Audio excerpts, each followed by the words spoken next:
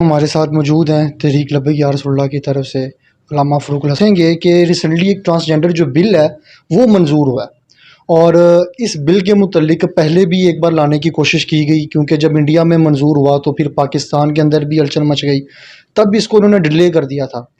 اب یہ national assembly کے اندر یہ بل منظور ہو گیا ہے۔ آپ کو کیا لگتا ہے کہ کیا یہ قوم کی سالمیت کے اوپر ایک خطرہ بن کے یہ بل نازل نہیں ہو گیا؟ کیونکہ ٹرانسجینڈر کا اسلامک پوائنٹ آف ویو کے حوالے سے آپ جانتے ہیں کہ یہ ایک بہت سختی سے منع کیا جانے والا عمل ہے۔ بسم اللہ الرحمن الرحیم۔ آپ کا شکریہ کہ آپ نے ہمارا موقف لیا۔ پاکستان یہ وہ ریاست ہے جو نبی علیہ السلام کے نام پہ بنی ہے، کلمے کے نام پہ معرض وجود میں آنے والا ملک۔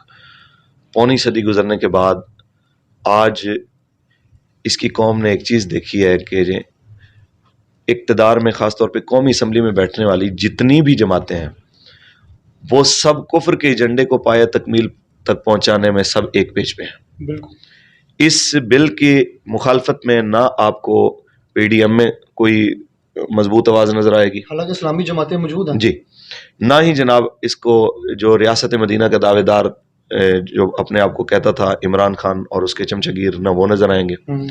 اور پھر اس موقع کے اوپر وہ سارے لوگ ہماری طرف دیکھ رہے ہیں کہ جی اب لبیک جناب اس کے بارے میں کیا موقف دیتی ہیں۔ موقف بھی دیں گے انشاءاللہ اور رد عمل بھی دیں گے انشاءاللہ، اور ایسا رد عمل دیں گے کہ انشاءاللہ انہیں یاد رہے گا۔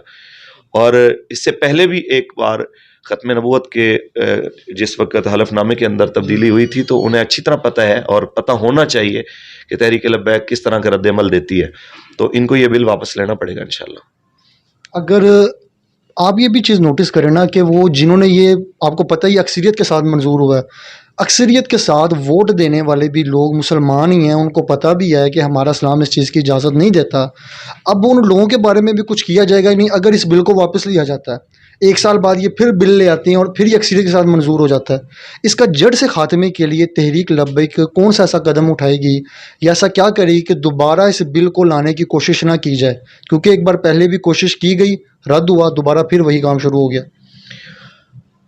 نہیں جی، ہمارے نزدیک تو یہ ہے کہ جتنے پاکستان کی قومی اسمبلی کے اندر اس وقت لوگ نمائندے اپنے آپ کو کہتے ہیں کہ ہم عوامی نمائندے ہیں، وہ عوامی نمائندے نہیں ہیں، وہ مغربی نمائندے ہیں۔ ان کی نمائندگی کر رہے ہیں، اسلام کی نمائندگی نہیں کر رہے۔ یہ تو پاکستانی عوام کو اب سوچنا چاہیے کہ جتنے آ کے یہ آپ کے دروازوں پہ منتیں کرنے کے لیے آتے ہیں اور اپنے آپ کو مسلمان کہتے ہیں، عاشق رسول کہتے ہیں، تو آپ ان کے چہرے پہچانیں کہ یہ سارے جو ہے نا، جسے کہتے ہیں کہ بھی ایک ہی جگہ کے جو ہے نا گھڑے کے ڈھکن ہے سارے، اور اس سے بڑھ کر ان کی کوئی حیثیت نہیں ہے۔ باقی رہی بات ہمارے نزدیک اس کا کیا ہے ایسا طریقہ کار جس سے کہ اس کا دروازہ ہمیشہ ہمیشہ کے لیے بند ہو جائے، تو ہمارے نزدیک ایک ہی حل ہے، وہ ہے پاکستان کا مطلب کیا، لا الہ الا اللہ، دستور ریاست کیا ہوگا، محمد رسول اللہ۔ نبی علیہ السلام کی شریعت ہی ہے جو اس طرح کی تمام آلائشوں سے پاک اس ملک کو کر سکتی ہے، اور پاکستان کی اسمبلی سے لے کے پاکستانی معاشرے تک تمام چیزوں کو پاک صاف کر سکتی ہے۔ یہاں پہ علامہ فاروق صاحب، یہ تو سکے کا ایک پہلو تھا کہ انہوں نے کہا کہ جی آپس میں شادی کر سکتے ہیں، جو بھی کر سکتے ہیں، لیکن وہ ٹرانسجینڈرز جن کو انٹرسٹ، جیسے آپ کو پتہ ہے کہ مرد کو مرد میں آ رہا ہے اور عورت کو عورت میں آ رہا ہے، اسلامی روح سے یہ کیا وجہ ہے؟ یہ بچپن میں کیا پرورش کی وجہ ہے کہ یہ بچوں کے اندر یہ چیز بلٹ ہو رہی ہے؟ کیا یہ کوئی نیچرل وجہ ہے؟ اسلامک پوائنٹ آف ویو سے ذرا عوام کو بتائیں کہ وہ اپنے بچوں کی کس طرح پرورش کریں۔ کیا یہ پرورش میں کوئی مسئلہ ہے یا پھر یہ کہ نیچرلی ایک فنومینا بن چکا ہے؟ کیونکہ آج کل ہر شخص کو اپنا جنڈر چینج کرنے کی طرف بھی جا رہے ہیں اور یہ معاملات بلٹ ہوتے چلے جا رہے ہیں، تو ان کے متعلق ذرا بتائیں کہ جتنے بھی دیکھنے والی آڈینس ہے تاکہ یہ اس بیماری سے بچ سکیں۔ دیکھیں جی، جو بات آپ نیچرل کے لحاظ سے کر رہے ہیں تو وہ ہے کہ کل مولود یولد علی الفطرہ۔ نبی علیہ السلام نے فرمایا کہ ہر بچہ پیدا ہونے والا فطرت پہ پیدا ہوتا ہے، تو فطرت کو چینج تو یہ لوگ کر رہے ہیں کہ اللہ تعالیٰ نے جو آپ کے لیے چیزیں حلال کی ہیں، آپ حلال کو حرام اور حرام کو حلال کرنے کے در پہ ہیں، تو اللہ تعالیٰ نے تو ایک حد بندی کر دی ہے اور اپنے حبیب کے ذریعے کی ہے، ان کے دین کے ذریعے۔